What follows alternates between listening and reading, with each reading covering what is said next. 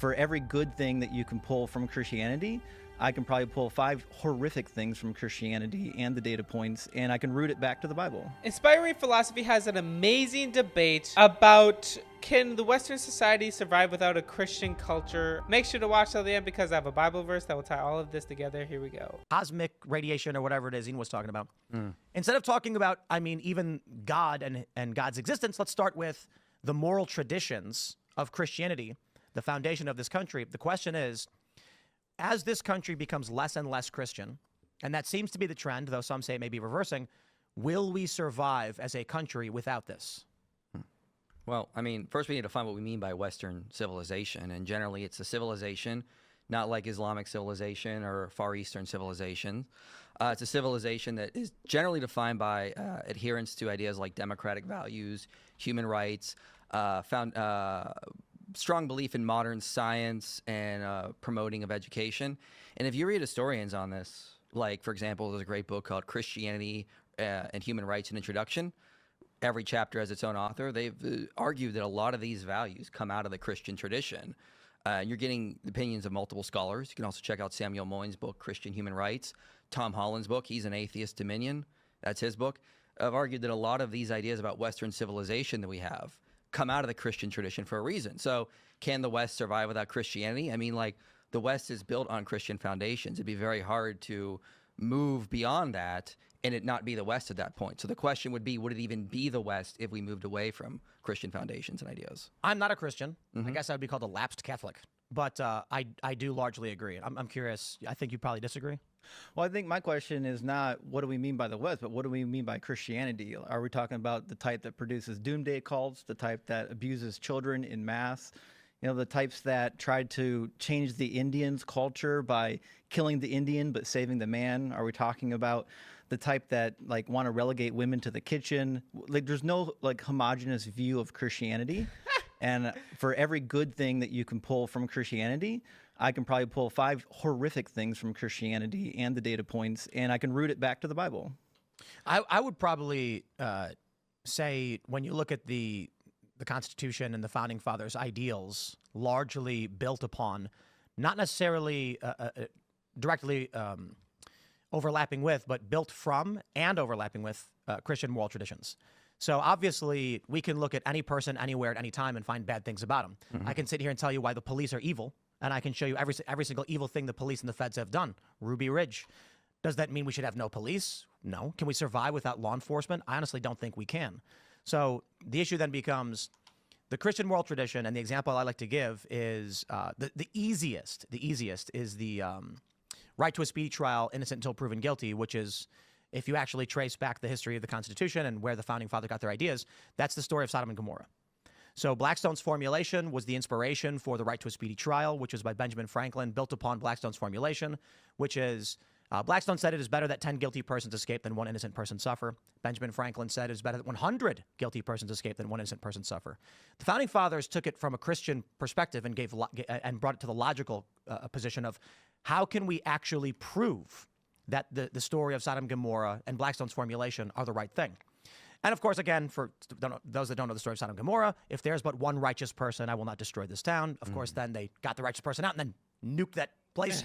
So the logic applied by the Founding Fathers was, if you have a society where the citizen believes, even if they are innocent, they will be punished, there is no incentive for the citizenry to be virtuous. In fact, the inverse. They will lie, cheat, and steal to avoid detection, because it doesn't matter if you're good or not, and they'll have to lie to protect themselves.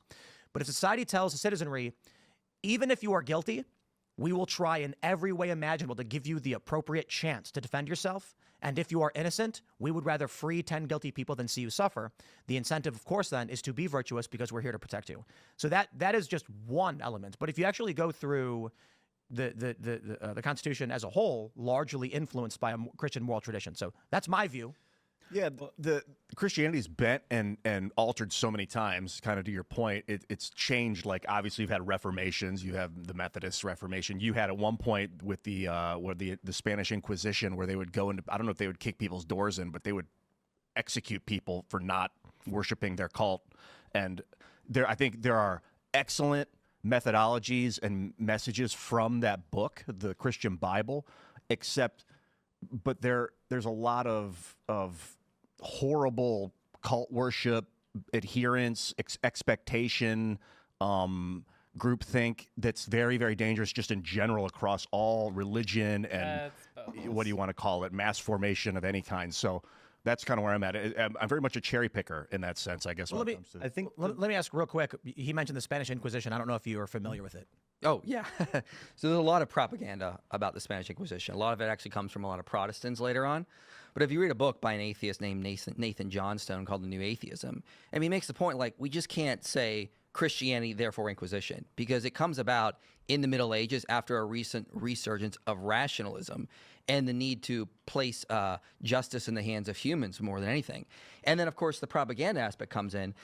A Spanish inquisitor would consider themselves a failure if they actually had to execute someone. They didn't want to do that. The goal was to actually convert someone. And oftentimes they were far more rational than a lot of the secular governments of the time, like the kings and the nobility. Like Nathan Johnstone talks about in his book, like the inquisitors were reminding people, like, we're not just going to blame crop failures on witchcraft. There's probably a naturalistic explanation, far more likely. So it's been blown way out of proportion, he points out. It's often used to sort of attack Christianity. And we also have to remember there are multiple variables going into this idea. It wasn't just Christianity, therefore Inquisition. We have to remember variables throughout the Middle Ages, political, secular, economic, various aspects are going in people's thinking, and it's going to affect the outcomes. sure. I love Michael Jones. This is absolutely such a great point. They want to cherry pick those random Old Testament verses that people somehow trace it back to and say, you see, there's just as much evil things in the Bible, bad things in the Bible, than good things. That is baloney. Baloney and cheese. Seriously, like, what are you saying? Go to the New Testament. What does Jesus say? And then live your life based off of that. Like, come on. You got to read the Bible in context. As someone who's actually studied the history and brought some of it with me, that's all wrong. So here's a book called The Bloody Theater. It's been renamed The Martyr's Mirror. It's a volume that's kept just by the Anabaptists, and there are thousands upon thousands of firsthand accounts of people that were murdered by Protestants, murdered by Catholics, murdered by Zwingliists, murdered in Geneva for simply baptizing people as adults. Whole families tied up, thrown into the river and drowned. Children drowned because their parents got baptized as adults. That's it. There are thousands. Such a low blow for him to say. As someone who read history, I'm pretty sure Michael Jones has done a lot of research in history. First-hand accounts. So just to clarify, a person got baptized and they killed their children, or they killed them, or what? Whole family. Who killed them? Typically the church leaders. So what you found was there was a plague, they called it in Europe, of Anabaptism.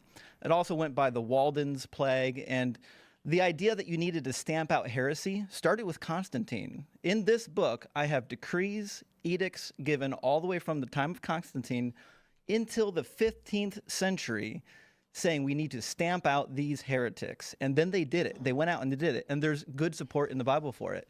God himself stamps out innocent alongside the guilty all the time. He says so. He brags about it.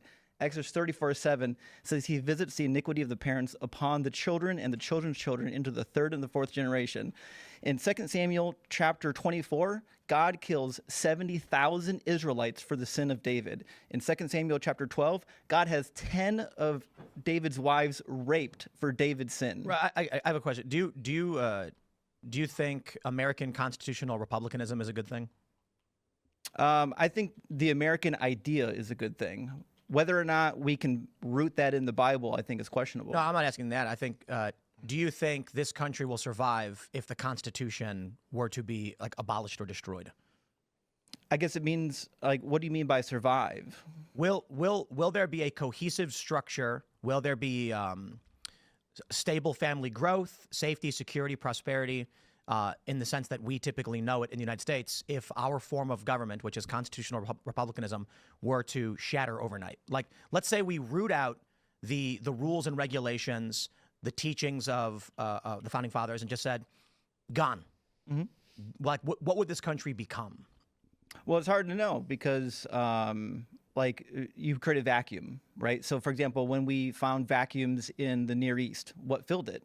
The caliphate, violent extremist groups.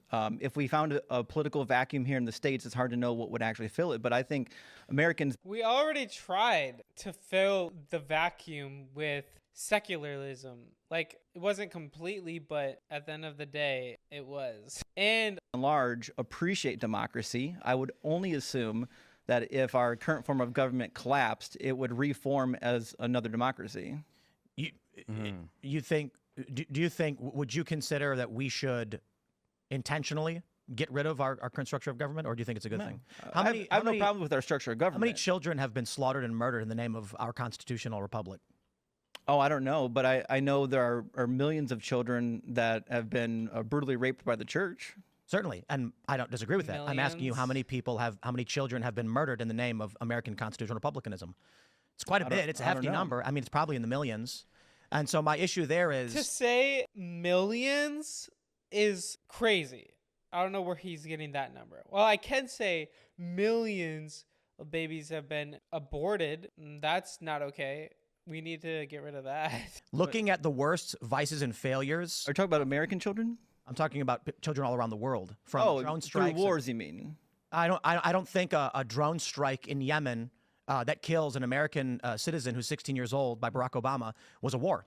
We didn't declare war on that place. We had no business bombing that. But this was done in the name of the American government, the system that we believe is this moral and virtuous system. And George Bush gave biblical justification for it. George Bush thought Ezekiel 28 was playing out, and he needed to invade the Near East. Barack Obama's the guy who blew up a bunch of kids. I agree. And my point is, I don't look at the United States, the Constitution, the Founding Fathers, and say, oh, a bunch of evil people over a long period of time murdered millions of children. I say, wow, there's evil people we need to stop. And so my point here is, I bring this up because we're asking a question about moral traditions on how they should be enacted, not, did you know that in 1428 a bunch of evil people tortured people? It's like, certainly they did. And every culture, Tim Cass is doing amazing too. I wish he would let Michael Jones speak, but this guy's speaking. I think he's more like a Republican guy. I don't know. I don't watch him much, only when Michael Jones is on it. Did it. I mean, let's go to Japan and talk about how they enslaved the Koreans. Does that mean that the honor of the samurai or whatever, or the bushido should be completely thrown out, or is it a good structure for people to abide by? The question and the challenge we face is every tradition, every structure, every government, every moral framework commits atrocities, every single one of them. Mm-hmm. So we're talking about comparing the core values of a moral tradition to another one, or a lack thereof. What are the core values of Christianity? Because my reading of the Bible is that the core value of Christianity is that men are more equal than women. Men are higher status. What? Slavery is okay. Genocide's okay. Bruh. That you said that's your reading. It's not important about what your reading is. It's about what's important. Try to stop it. Yeah, like I need to go back because he's like, my reading. It's not up to you to decide in what Christianity is. That's why we do have a church. We did have a council, because obviously Christianity is not about that. Look at society today. Are there Christians going around doing those things that you're saying? No, they're not. Yeah, read more, buddy. They're not at all. The only ones who are doing that would be Islam, and they would still be considered part of Islam. If someone did that and claimed to be Christian, they would not be considered Christian, because that is against Christianity. Are more equal than women. Men are higher status. Slavery is okay. Genocide's okay. So on that note, I mean, that you said that's your reading. It's not important about what your reading is. It's about what's important is the effects that Christianity has actually created. No, it's and not. What it's actually brought about. Absolutely. It's about what the Bible says. Christianity is based on the book. And we're talking about... And the book says slavery is okay. You can buy and sell slaves at your will. Let me continue. It's about the actual effects. Most people throughout history are not going to agree with your interpretation. There's a reason the abolitionist movement came out through the Christian movement. It did not. It definitely did. It was absolutely not. The Christians were burning crosses on people's yards even after abolition. The Christians were quoting the Bible to endorse slavery. Are you going to let me finish now? Go ahead. Go ahead. So, yes, people justified slavery in every culture. Something weird started happening in Europe and then through the American tradition is that people started saying, no, slavery should be abolished. When there are reasons, if you read John Coffey, if you read Robert Fogel, who is not a Christian, Ben Wright, the abolitionists were very much arguing from the Christian tradition that it should be abolished. Did Christians try to justify slavery? Absolutely. Everyone, everywhere tried to justify slavery. But surprisingly, as historians will note on this issue, over time, through the Christian tradition, they started saying, hey, there are certain things in the Bible which demand that we end slavery. So now, this is, again, what most historians will say, out of the Christian tradition, we see a strong abolitionist movement. These early abolitionists were citing biblical verses, biblical values for their reason to end slavery. And so were the enslavers. And John Brown, who was deeply motivated by Christianity, walked up to slavers and blasted them in the face without question, murdering tons of people.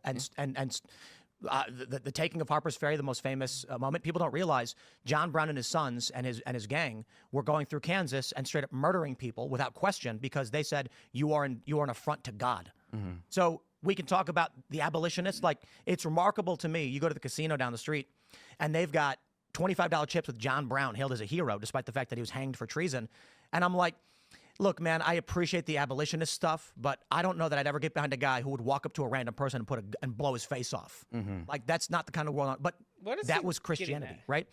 Obviously, this country was like 99% Christian at the time. I mean, that meant that abolitionists and they were all Christians. Everyone, nobody gets use credit the text. for it. Yeah, no, you don't get credit for using the Bible to abolish it. In fact, Jefferson Davis, the president of the Confederacy, said, "Who gave them the right to decide that it's a sin? By what standard do they measure it? Not the Constitution. The Constitution recognizes the property in many forms, imposes obligations in its connection that in that recognition, not the Bible." It justifies it. And then he says later, it is not the cause of Christianity. It cannot be. For servitude is the only agency through which Christianity has reached a degraded race, the only means by which they have been civilized and elevated. And church fathers all throughout history said the same thing. Basil said it.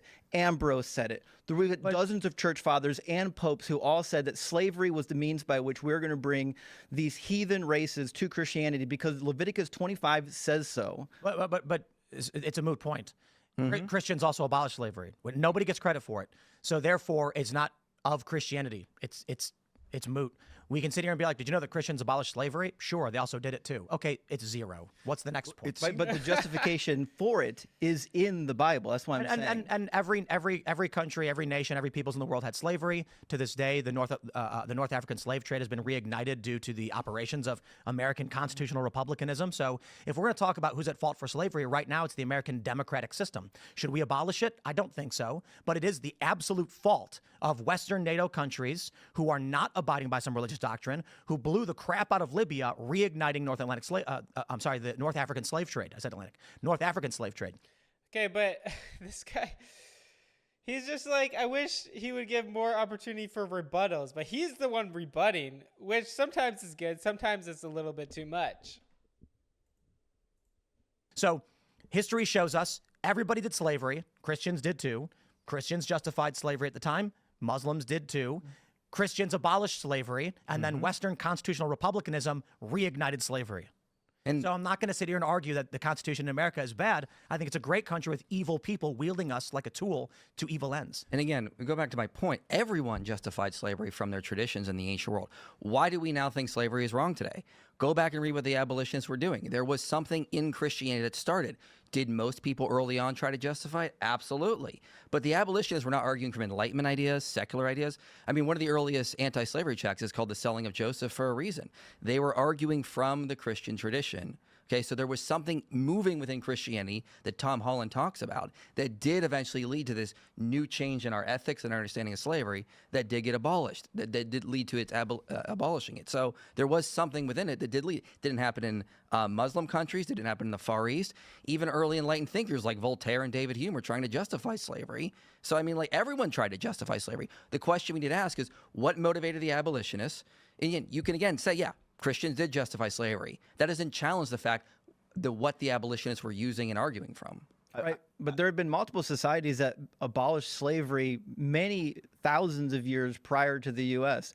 There was a dynasty in China in the BC era that abolished slavery for a time period. There was a leader in India for a period of a couple hundred years where slavery was abolished. There were Stoics in Greece that were abolitionists. No, there weren't. There weren't any Stoics. There actually was. Seneca. Epic. No, he did not say slavery should be abolished. No. Seneca. Epictetus was, for example, an early slave. Seneca absolutely advocated for getting rid of slavery, said it was an immoral institution. There were He said it was immoral. He didn't say it should go away. There was necessary evil. There was quite a few Stoics that agreed with him. They agreed slavery was bad, but they didn't call for abolition. The first person that called for the abolition of slavery, Gregory of Nyssa. That is wrong. No, Gregory of Nyssa is the first person. He's the first Christian that talked about abolishing slavery, but he was outruled by the other church fathers. Exactly. The other church fathers disagreed with him. No, he's the first person in history to call for the abolition. So he certainly is not the first person in history. In fact, I already quoted you. There's I think the Wing dynasty in China, and then there's another dynasty in India that abolished it. No, way I'm talking before about I have universal abolition. that was universally abolitioned. I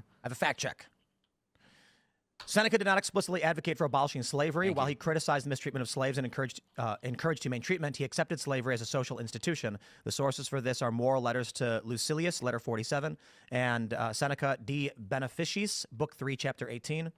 And then there is a book in 1994 discussing Rome's attitudes towards slavery called Bradley Keith's Slavery Society in Rome. Would he have been Seneca have been executed if he'd called for the abolition of it? I don't think he would have been executed. It's just Kyle Harper talks about this in his book. It's just no one even questioned it. It's like trying to say, could we get rid of water or money? Yeah, they just knew that this was just something that could never go away. Money's a really good example. I think people need to understand when we talk about slavery in the United States, most people they envision a black man in a field being beaten by a slave owner. They don't realize how pervasive and widespread the institution of slavery was beyond farming and in the South. There were cobblers, black men who were trained to make shoes, who worked in cities and ran shoe stores where they transacted. But slavery meant that they had no legal rights. That means there was a person who owned them and they wanted them to do this job.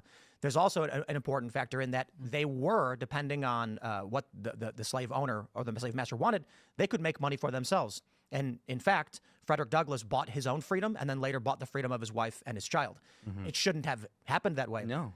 But, and obviously slavery is bad. The reason I bring this up is, I kind of lost my train of thought. I'm sorry. Slavery was viewed as exactly as we would view something like money, an economic institution that exists and is a function of government. And then slowly over time, sentiments towards it started to shift in the direction, and it ended up with a very bloody war in the United States. Now, for other, like the thing is, in the Old Testament, it had nothing to do with race, though. That's a very big distinction. You know, it's different. It's when you say because of the race that you are now a slave. You are now 1/3 of a human. You do not have as much value as I do.